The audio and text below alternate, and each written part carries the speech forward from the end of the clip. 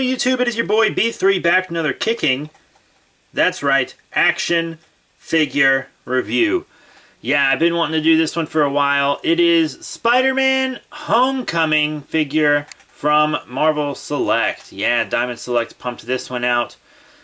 I kind of picked it up on a whim. I just saw it and I was like, that's a cool figure. I love Spider-Man. I love this movie. I'll grab it. I got the Legend for Amazing Spider-Man and the Select for Amazing Spider-Man. Just the Legend for Amazing Spider-Man 2, though. Didn't need too many Amazing Spider-Man 2 figures, if you know what I mean. But this was a really great movie. I got the whole Marvel Legends wave, and I picked this up as well, just because I thought it looked really cool. And I just love this Spider-Man outfit. I mean, it's got a real classic look, but at the same time, you can see all that high-tech stuff in there, which, you know, helped incorporate it into the Marvel Universe. But also is kind of reminiscent of what was the current Spider-Man suit. Because the current Spider-Man suit, when this movie came out, was a real high-tech suit because Peter Parker was still a billionaire and he's not now. But, yeah, so very cool. Oh, sorry.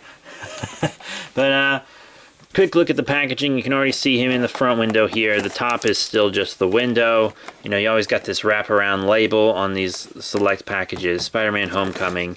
Bottom's also clear. Side also clear. Here we have the back. Also advertises the Doctor Strange figure, which I've seen several times. I don't feel the need to pick it up. Never seen the Star-Lord, but I don't feel the need to get it either. Here, how about we take a fun look at the read-up on the back. You know, you can pause that and read it if you want. That's all good fun. But, yeah, so, very cool. Gentle Giant sculpted it. They're good.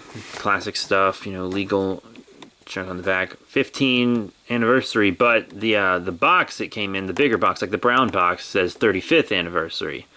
Like from 1982 onwards. So I don't know if this is just 15th anniversary for Marvel Select, and it's Diamond's 35th. I don't know how that worked out. But, yeah, so how about we get this guy out of packaging now, huh? Now, here's our Spider-Man Homecoming figure out of packaging. Yeah, he came with several things that I want to show off. First, he has two holding hands, which are the ones I have decided to display him with. So one on each side. The hands interchange very easily, by the way, and they aren't loose or anything, which is very, very good. And, of course, what Spider-Man figure would be complete without two web-slinging hands. As you can see, he's got the little web shooters in there and everything as well. That's pretty cool. We also have two wall-crawling, like sprawled-out hands. Very nice. Ooh, touch the tips. Sorry about that. And we also have these two, like, holding hands. Like, they look like they're obviously sculpted to hold, like, a web line or something, but there isn't a web line to hold. I don't know if these are like some resculpted hands from the Amazing Spider-Man 2 that came with a web line. I don't know what's up with that. Maybe they just have it so if you have some webs, you can use them on this figure, but he doesn't come with webs, so these are just there. And he also comes with this really cool stand. I thought this stand was nice. It did factor into me buying this guy. You know, it's a rooftop with cat hair on it.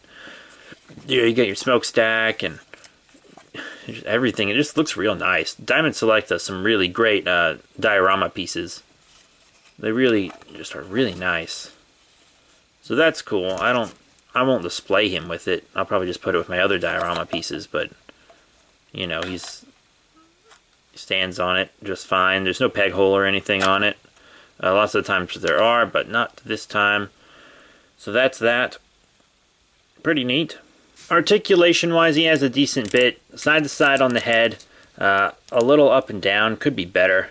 Could be much better. A bit of a wobble. The arms come up and down, but they kind of feel like they're really tight. And they might, I don't know. It feels like this wants to break when I'm trying to articulate him, so I got to do it real high up. But they do have forward and back. All these joints are really tight, it feels like. We got rotations right there. And you have double elbow bend, which works out fine. See, nice double elbow bend. Forward and back on the wrists. Rotation on the wrists. Just what you would expect right there. Then it seems we got a pretty decent forward and back. Some of the paint came off on it already, though. But we have a pretty decent forward and back, you know, rotation side to side. So the abs This torso joint, you know, it works out great. It's not an ab crunch, but it crunches, so that works out.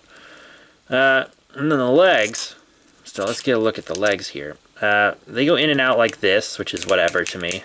This one's real tight for some reason. I don't know what's up with that, but this one comes out all the way. This one doesn't want to. This one also has a big gap on its thigh joint, so I don't know if something's up with mine. I think something's up with mine. But we do see real tight joints, real tight.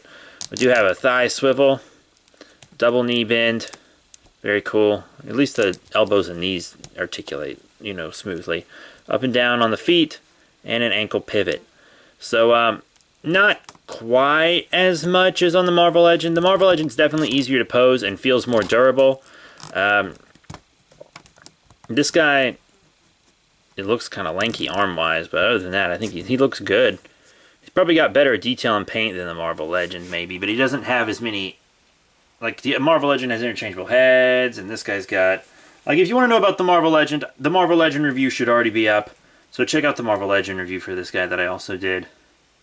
And you can decide for yourself which one fits your collection better, if you really want a Homecoming Spider-Man and don't have one already. But, I mean, he looks good. He's got all kinds of nice texturing on him and everything. Everything that should be sculpted is sculpted. The paint is very clean. I mean, he looks really nice. He's going to look great in display. He really is. And I think he actually came out better than the last movie Spider-Man I got from Diamond Select too, which we will see now in size comparisons. Here he is with the last Marvel Select movie Spider-Man I got, the Amazing Spider-Man movie figure, who I thought was overly muscular.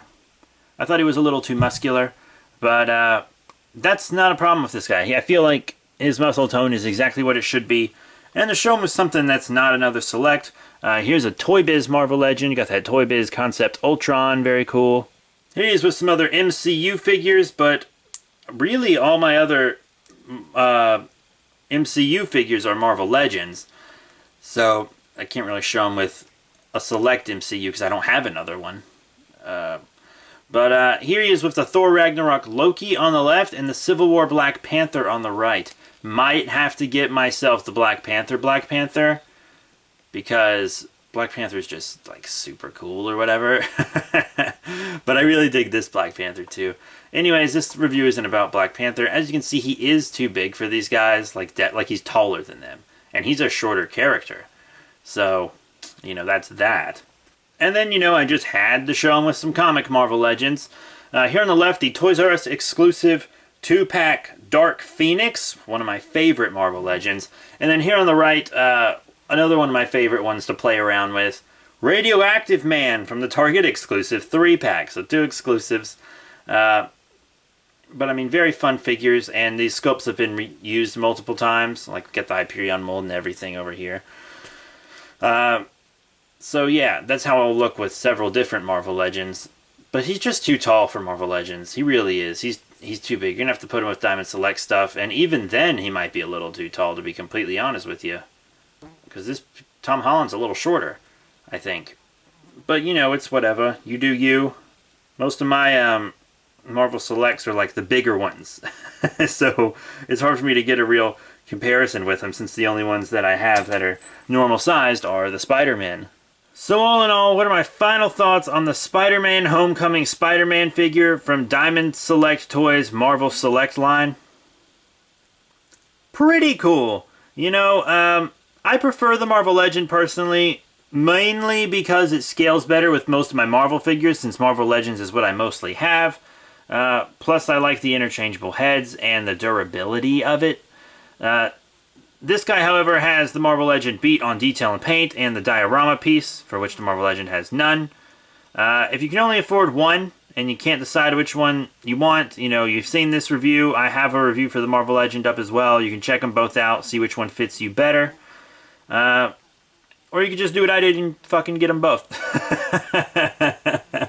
Or you could just get them both, if you can afford it. I got them each pretty spaced out, you know. This one came out much later than the Marvel Legend did. It wasn't out as fast as the Amazing Spider-Man figure was. But it is pretty cool. So, yeah, that's it. Thank you all very much for your support. Remember to rate, comment, and subscribe. Check out the cool links in the description below, Facebook, Twitter, etc. We have lots of other cool videos coming. There will be more reviews on the way. We got Power Ranger reviews, Marvel still. We got DC. We got Godzilla, Gamera, Ultraman, Kamen Rider, Star Wars, all kinds of cool stuff. So that's it. Thank you all once again, and I'll see you all later.